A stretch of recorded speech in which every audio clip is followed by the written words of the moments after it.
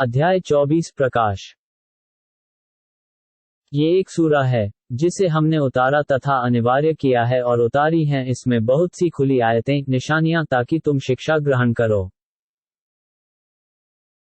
व्यभिचारिणी तथा व्यभिचारी दोनों में से प्रत्येक को 100 कोड़े मारो और तुम्हें उन दोनों पर कोई तरस न आए अल्लाह के धर्म के विषय में, यदि तुम अल्लाह तथा अंतिम दिन पर ईमान विश्वास रखते हो और चाहिए कि उनके दंड के समय उपस्थित रहे ईमान वालों का एक गिरोह। व्यभिचारी नहीं विवाह करता परंतु व्यभिचारिणी अथवा मिश्रणवादी से, और व्यभिचारिणी नहीं विवाह करती परंतु व्यभिचारी अथवा मिश्रणवादी से, और इसे हराम अवैध कर दिया गया है ईमान वालों पर। तथा जो आरोप लगाएं व्यभिचार का सत्वंती स्त्रियों पर, फिर न लाएं 4 साक्षी, तो उन्हें 80 कोड़े मारो और न स्वीकार करो उनका साक्ष्य कभी भी, और वे स्वयं अवज्ञाकारी हैं। परंतु जिन्होंने क्षमा मांग ली इसके पश्चात तथा अपना सुधार कर लिया, तो निस्संदेह अल्लाह अति क्षमी दयावान है। और जो व्यभिचार का आरोप लगाएं अपनी पत्नियों पर और उनके साक्षी न हो परंतु वे स्वयं, तो 4 साक्ष्य अल्लाह की शपथ लेकर देना है कि वास्तव में वह सच्चा है। और 5वीं बार ये कहे कि उस पर अल्लाह की धिक्कार है, यदि वह झूठा है। और स्त्री से दंड इस प्रकार दूर होगा कि वह 4 बार साक्ष्य दे, अल्लाह की शपथ लेकर कि निस्संदेह वह पतिक मिथ्यावादियों में से है। और 5वीं बार ये कहे कि उस पर अल्लाह की धिक्कार हो, यदि वह सच्चा हो। और यदि तुम पर अल्लाह का अनुग्रह और दया न होती और ये कि अल्लाह अति क्षमी तत्वज्ञ है, तो समस्या बढ़ जाती। वास्तव में जो कलंक घर लाए हैं वे तुम्हारे ही भीतर का एक गिरोह है। तुम इसे बुरा न समझो, बल्कि ये तुम्हारे लिए अच्छा है। उनमें से प्रत्येक के लिए जितना भाग लिया उतना पाप है, और जिसने भार लिया उसके बड़े भाग का, तो उसके लिए बड़ी यातना है। क्यों जब उसे ईमान वाले पुरुषों तथा स्त्रियों ने सुना, तो अपने आप में अच्छा विचार नहीं किया तथा कहा कि ये खुला आरोप है। वे क्यों नहीं लाए इस पर 4 साक्षी? जब साक्षी नहीं लाए तो निस्संदेह अल्लाह के समीप वही झूठे हैं। और यदि तुम पर अल्लाह का अनुग्रह और दया न होती लोक तथा परलोक में, तो जिन बातों में तुम पड़ गए उनके बदले तुम पर कड़ी यातना आ जाती। जबकि बिना सोचे तुम अपनी जबानों पर इसे लाने लगे और अपने मुखों से वह बात कहने लगे जिसका तुम्हें कोई ज्ञान न था तथा तुम इसे सरल समझ रहे थे, जबकि अल्लाह के समीप ये बहुत बड़ी बात थी। और क्यों नहीं जब तुमने इसे सुना, तो कह दिया कि हमारे लिए योग्य नहीं कि ये बात बोलें? हे अल्लाह, तू पवित्र है। ये तो बहुत बड़ा आरोप है। अल्लाह तुम्हें शिक्षा देता है कि पुनः कभी इस जैसी बात न कहना, यदि तुम ईमान वाले हो। और अल्लाह उजागर कर रहा है तुम्हारे लिए आयतों आदेशों को, तथा अल्लाह सर्वज्ञ तत्वज्ञ है। जो लोग चाहते हैं कि उनमें अश्लीलता फैले, जो ईमान लाए हैं, तो उनके लिए दुखदायी यातना है, लोक तथा परलोक में, तथा अल्लाह जानता है और तुम नहीं जानते। और यदि तुम पर अल्लाह का अनुग्रह तथा उसकी दया न होती, तो तुम पर यातना आ जाती। और वास्तव में अल्लाह अति करुणामय दयावान है। हे ईमान वालो, शैतान के पद चिन्हों पर न चलो, और जो उसके पद चिन्हों पर चलेगा तो वह अश्लील कार्य तथा बुराई का ही आदेश देगा। और यदि तुम पर अल्लाह का अनुग्रह और उसकी दया न होती, तो तुम में से कोई पवित्र कभी नहीं होता, परंतु अल्लाह पवित्र करता है जिसे चाहे, और अल्लाह सब कुछ सुनने जानने वाला है।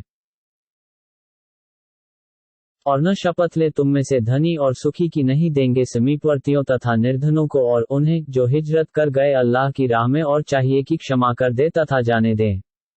क्या तुम नहीं चाहते कि अल्लाह तुम्हें क्षमा कर दे, और अल्लाह अति क्षमी सहनशील है। जो लोग आरोप लगाते हैं सत्वंती भोली भाली ईमान वाली स्त्रियों पर, वे धिक्कार दिए गए लोग तथा परलोक में, और उन्हीं के लिए बड़ी यातना है। जिस दिन साक्ष्य गवाही देंगी उनकी जीभें, उनके हाथ और उनके पैर, उनके कर्मों की।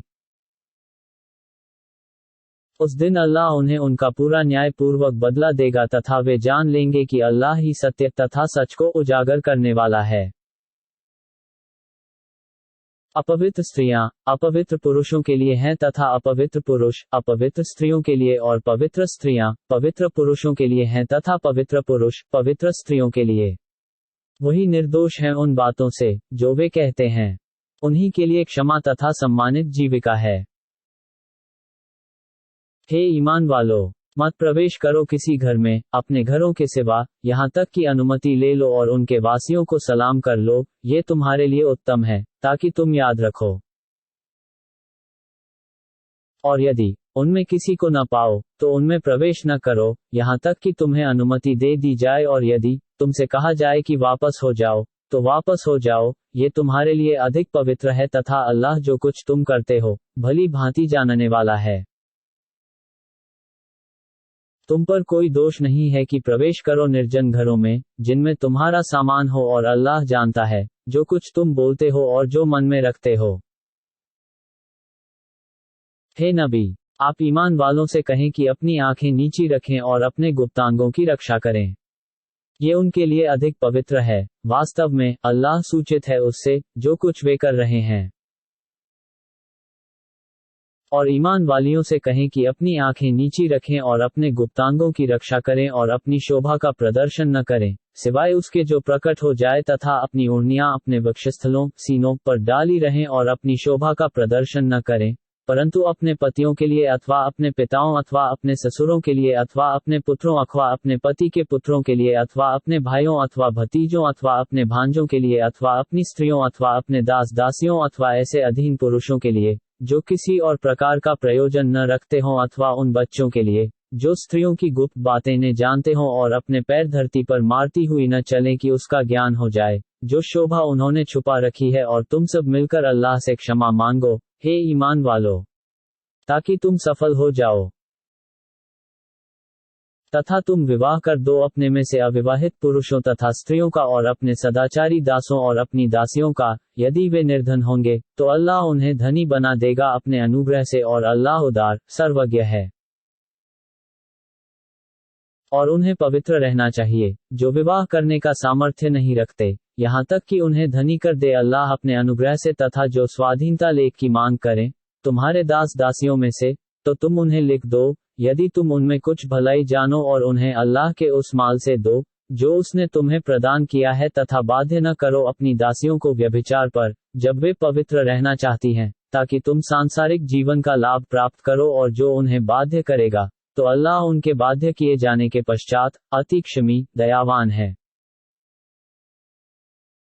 तथा हमने तुम्हारी ओर खुली आयतें उतारी हैं और उनका उदाहरण जो तुमसे पहले गुजर गए तथा आज्ञाकारियों के लिए शिक्षा। अल्लाह आकाशों तथा धरती का प्रकाश है, उसके प्रकाश की उपमा ऐसी है जैसे एक ताखा हो जिसमें दीप हो, दीप कांच के झाड़ में हो, झाड़ मोती जैसे चमकते तारे के समान हो, वह ऐसे शुभ जैतून के वृक्ष के तेल से जलाया जाता हो जो न पूर्वी हो और न पश्चिमी, उसका तेल समीप संभव है कि स्वयं प्रकाश देने लगे यद्यपि उसे आग न लगे। प्रकाश पर प्रकाश है। अल्लाह अपने प्रकाश का मार्ग दिखा देता है जिसे चाहे, और अल्लाह लोगों को उदाहरण दे रहा है, और अल्लाह प्रत्येक वस्तु से भली भांति अवगत है। ये प्रकाश उन घरों में है अल्लाह ने जिन्हें ऊंचा करने और उनमें अपने नाम की चर्चा करने का आदेश दिया है, उसकी महिमा का गान करते हैं, जिनमें प्रातः तथा संध्या ऐसे लोग जिन्हें अचेत नहीं करता व्यापार तथा सौदा, अल्लाह के स्मरण, नमाज की स्थापना करने और ज़कात देने से। वे उस दिन से डरते हैं जिसमें दिल तथा आंखें उलट जाएंगी, ताकि अल्लाह उन्हें बदला दे उनके सत्कर्मों का और उन्हें अधिक प्रदान करे अपने अनुग्रह से, और अल्लाह जिसे चाहे अनगिनत जीविका देता है। तथा जो काफिर हो गए उनके कर्म उस चमकते सुराब के समान हैं जो किसी मैदान में हो जिसे प्यासा पानी समझता हो, परंतु जब उसके पास आए तो कुछ न पाए, और वहां अल्लाह को पाए जो उसका पूरा हिसाब चुका दे, और अल्लाह शीघ्र हिसाब लेने वाला है। अथवा उन अंधकारों के समान है जो किसी गहरे सागर में हो और जिस पर तरंग छाई हो, जिसके ऊपर तरंग हो, उसके ऊपर बादल हो, अंधकार पर अंधकार हो, जब अपना हाथ निकाले तो उसे भी न देख सके और अल्लाह जिसे प्रकाश न दे उसके लिए कोई प्रकाश नहीं। क्या आपने नहीं देखा कि अल्लाह ही की पवित्रता का गान कर रहे हैं, जो आकाशों तथा धरती में है तथा पंख फैलाए हुए पक्षी? प्रत्येक ने अपनी बंदगी तथा पवित्रता गान को जान लिया है और अल्लाह भली भांति जानने वाला है जो वे कर रहे हैं। अल्लाह ही के लिए है आकाशों तथा धरती का राज्य और अल्लाह ही की ओर फिर कर जाना है।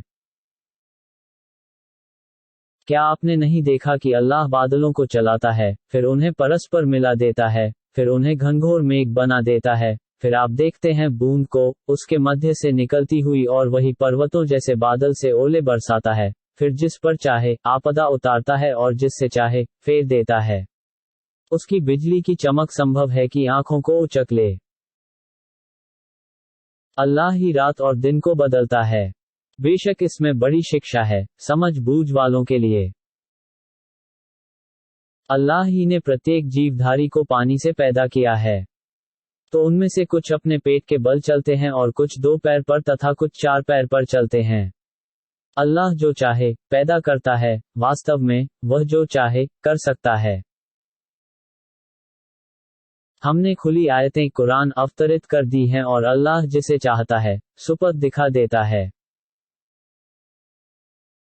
और वे कहते हैं कि हम अल्लाह तथा रसूल पर ईमान लाए और हम आज्ञाकारी हो गए, फिर मुंह फेर लेता है उनमें से एक गिरोह इसके पश्चात। वास्तव में वे ईमान वाले हैं ही नहीं।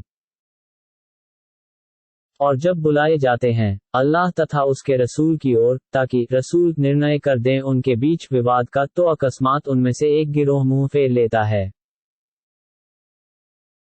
और यदि उन्हीं को अधिकार पहुंचता हो तो आपके पास सिर झुकाए चले आते हैं। क्या उनके दिलों में रोग है अथवा द्विधा में पड़े हुए हैं अथवा डर रहे हैं कि अल्लाह अत्याचार करेगा उन पर और उसके रसूल? बल्कि वही अत्याचारी हैं। ईमान वालों का कथन तो ये है कि जब अल्लाह और उसके रसूल की ओर बुलाए जाएं ताकि आप उनके बीच निर्णय कर दें, तो कहें कि हमने सुन लिया तथा मान लिया और वही सफल होने वाले हैं। तथा जो अल्लाह और उसके रसूल की आज्ञा का पालन करें, अल्लाह का भय रखें और उसकी यातना से डरें, तो वही सफल होने वाले हैं। और इन द्विधावादियों ने बलपूर्वक शपथ ली कि यदि आप उन्हें आदेश दें तो अवश्य वे घरों से निकल पड़ेंगे। उनसे कह दें, शपथ न लो, तुम्हारे आज्ञा पालन की दशा जानी पहचानी है। वास्तव में अल्लाह तुम्हारे कर्मों से सूचित है। हे नबी, आप कह दें कि अल्लाह की आज्ञा का पालन करो तथा रसूल की आज्ञा का पालन करो, और यदि वे विमुख हों तो आपका कर्तव्य केवल वही है जिसका भार आप पर रखा गया है, और तुम्हारा वह है जिसका भार तुम पर रखा गया है, और रसूल का दायित्व केवल खुला आदेश पहुंचा देना है। अल्लाह ने वचन दिया है उन्हें जो तुम में से ईमान लाएं तथा सुकर्म करें कि उन्हें अवश्य धरती में अधिकार प्रदान करेगा, जैसे उन्हें अधिकार प्रदान किया जो इनसे पहले थे, तथा अवश्य सुदृढ़ कर देगा उनके उस धर्म को जिसे उनके लिए पसंद किया है, तथा उनकी दशा को उनके भय के पश्चात शांति में बदल देगा। वह मेरी इबादत वंदना करते रहें और किसी चीज को मेरा साझी न बनाएं, और जो कुफ्र करें इसके पश्चात तो वही उल्लंघनकारी हैं। यथा नमाज की स्थापना करो, ज़कात दो तथा रसूल की आज्ञा का पालन करो ताकि तुम पर दया की जाए। और हे नबी, कदापि आप न समझें कि जो काफिर हो गए वे अल्लाह को धरती में विवश कर देने वाले हैं, और उनका स्थान नरक है और वह बुरा निवास स्थान है। हे ईमान वालो, तुमसे अनुमति लेना आवश्यक है तुम्हारे स्वामित्व के दास दासियों को, और जो तुम में से अभी युवा अवस्था को न पहुंचे हों, 3 समय फज्र भोर की नमाज से पहले, और जिस समय तुम अपने वस्त्र उतारते हो दोपहर में, तथा इशा रात्रि की नमाज के पश्चात। ये 3 एकांत पर्दे के समय हैं तुम्हारे लिए। फिर तुम पर और उन पर कोई दोष नहीं है इनके पश्चात तुम अधिकतर आने जाने वाले हो एक दूसरे के पास। अल्लाह तुम्हारे लिए आदेशों का वर्णन कर रहा है और अल्लाह सर्वज्ञ निपुण है। और जब तुम में से बच्चे युवा अवस्था को पहुंचें, तो वे भी वैसे ही अनुमति लें, जैसे उनसे पूर्व के बड़े अनुमति मांगते हैं। इसी प्रकार अल्लाह उजागर करता है तुम्हारे लिए अपनी आयतों को, तथा अल्लाह सर्वज्ञ तत्वज्ञ है। तथा जो बूढ़ी स्त्रियां विवाह की आशा न रखती हों, तो उन पर कोई दोष नहीं कि अपनी पर्दे की चादरें उतार कर रख दें। प्रतिबंध ये है कि अपनी शोभी का प्रदर्शन करने वाली न हो, और यदि सुरक्षित रहें तो उनके लिए अच्छा है। अंधे पर कोई दोष नहीं है, न लंगड़े पर कोई दोष है, न रोगी पर कोई दोष है, और न स्वयं तुम पर कि खाओ अपने घरों से, अपने बापों के घरों से, अपनी माँओं के घरों से, अपने भाइयों के घरों से, अपनी बहनों के घरों से, अपने चाचाओं के घरों से, अपनी फूफियों के घरों से, अपने मामाओं के घरों से, अपनी मौसियों के घरों से, अथवा जिसकी चाबियों के तुम स्वामी हो, अथवा अपने मित्रों के घरों से। तुम पर कोई दोष नहीं, एक साथ खाओ या अलग अलग। फिर जब तुम प्रवेश करो घरों में, तो अपनों को सलाम किया करो। एक आशीर्वाद है अल्लाह की ओर से निर्धारित किया हुआ, जो शुभ पवित्र है। इसी प्रकार अल्लाह तुम्हारे लिए आयतों का वर्णन करता है, ताकि तुम समझ लो। वास्तव में ईमान वाले वह हैं, जो अल्लाह और उसके रसूल पर ईमान लाएं, और जब आपके साथ किसी सामूहिक कार्य पर होते हैं, तो जाते नहीं, जब तक आपसे अनुमति न लें। वास्तव में जो आपसे अनुमति लेते हैं, वही अल्लाह और उसके रसूल पर ईमान रखते हैं। तो जब वे आपसे अपने किसी कार्य के लिए अनुमति मांगें, तो आप उनमें से जिसे चाहें अनुमति दें, और उनके लिए अल्लाह से क्षमा की प्रार्थना करें। वास्तव में अल्लाह अति क्षमी दयावान है। और तुम मत बनाओ रसूल के पुकारने को परस्पर एक दूसरे को पुकारने जैसा, अल्लाह तुम में से उन्हें जानता है जो सड़क जाते हैं एक दूसरे की आड़ लेकर। तो उन्हें सावधान रहना चाहिए जो आपके आदेश का विरोध करते हैं, कि उन पर कोई आपदा आ पड़े, अथवा उन पर कोई दुखदाई यातना आ जाए। सावधान अल्लाह ही का है, जो आकाशों तथा धरती में है। वह जानता है जिस दशा पर तुम हो, और जिस दिन वे उसकी ओर फेरे जाएंगे, तो उन्हें बता देगा जो उन्होंने किया है, और अल्लाह प्रत्येक चीज का अति ज्ञानी है।